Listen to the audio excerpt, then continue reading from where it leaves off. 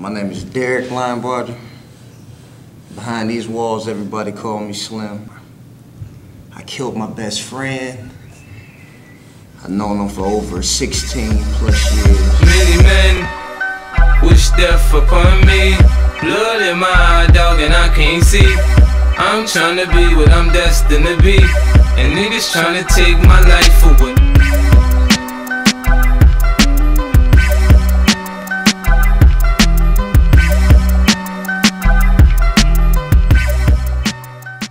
I was charged with first-degree premeditated murder, but I took a cop, so I'm in here for manslaughter and felony firearm.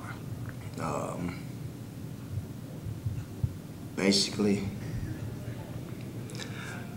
drinking and thinking certain things between two friends you can get past and things like that. It's not always what it seems to be. Long story short, went to the casino, got real drunk, smoked a little bit of weed, maybe 6 other friends included. At that moment, you know, being that this is my childhood friend and to my daughter age or whatnot, I still didn't look at it like it was a real big threat, but it's just, I think it's something that sticks in the back of my head more and more.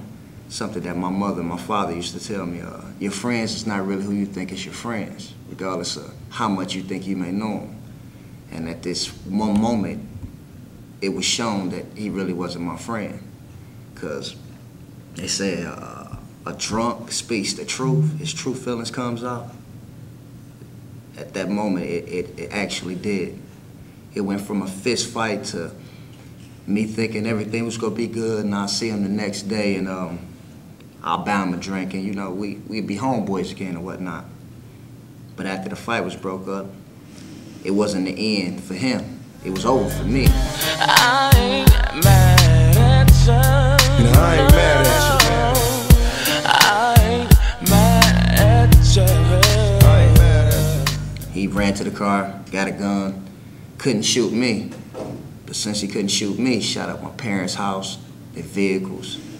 You know, at this one particular night, I had my kids there, my brother kids there, my grandmother, my mother's at the house.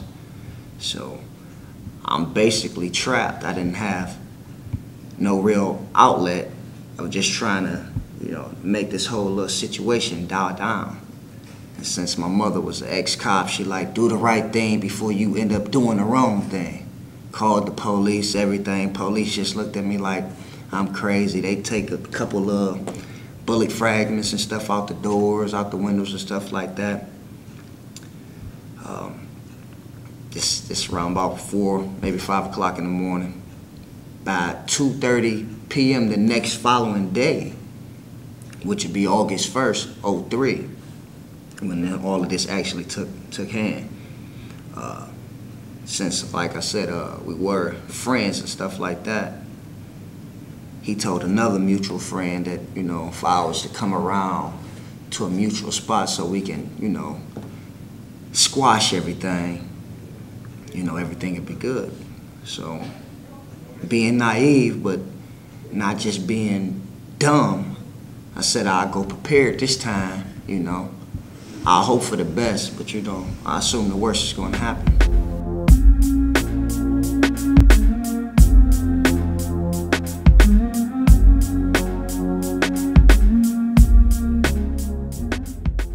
Get there, 3:15 in the afternoon. The block is scattered with kids here, families barbecuing out. Get out my car.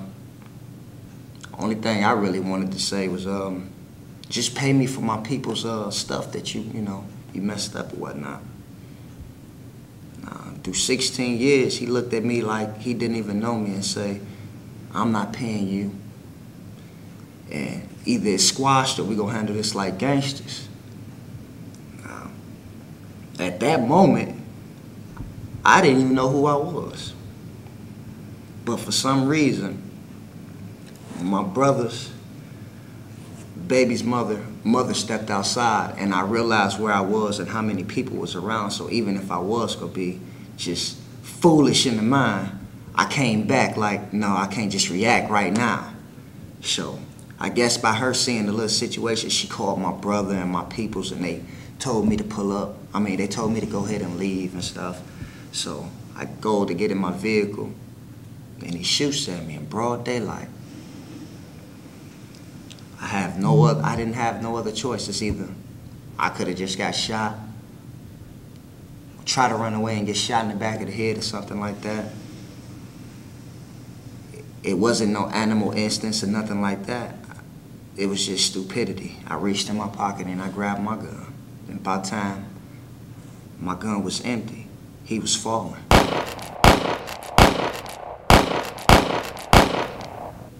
And when I seen his body fall, I seen this look. His eyes was just pent on me, gun still elevated in the air.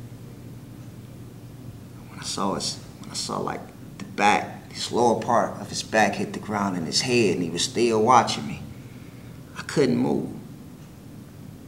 And I heard this little girl say, "Leave, just leave." Jumped in my car, pulled off. At the moment, even though that I noticed that he was shot and he fell and everything, I still didn't think he was dead. So I left. Left town, everything. Didn't hear nothing from the police, nothing at all.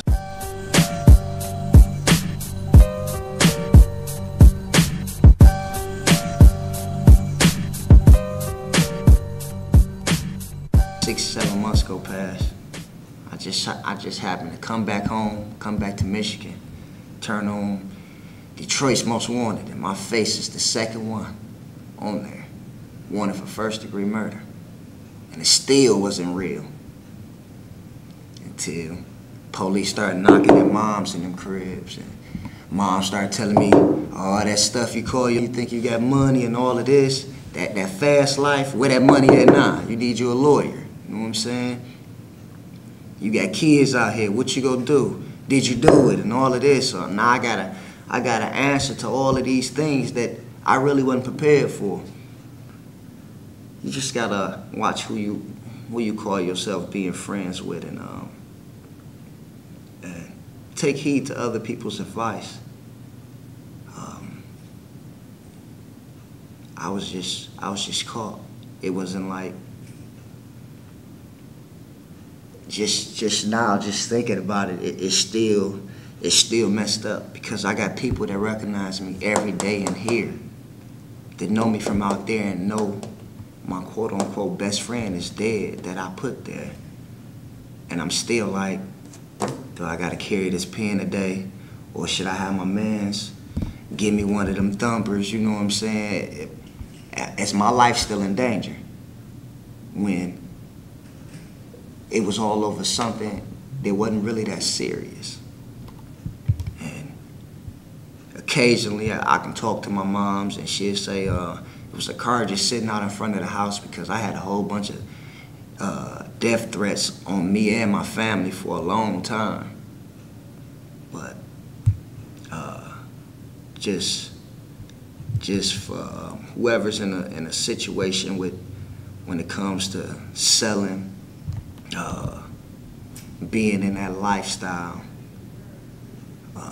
idolizing the next dope boy that's on your block and stuff like that.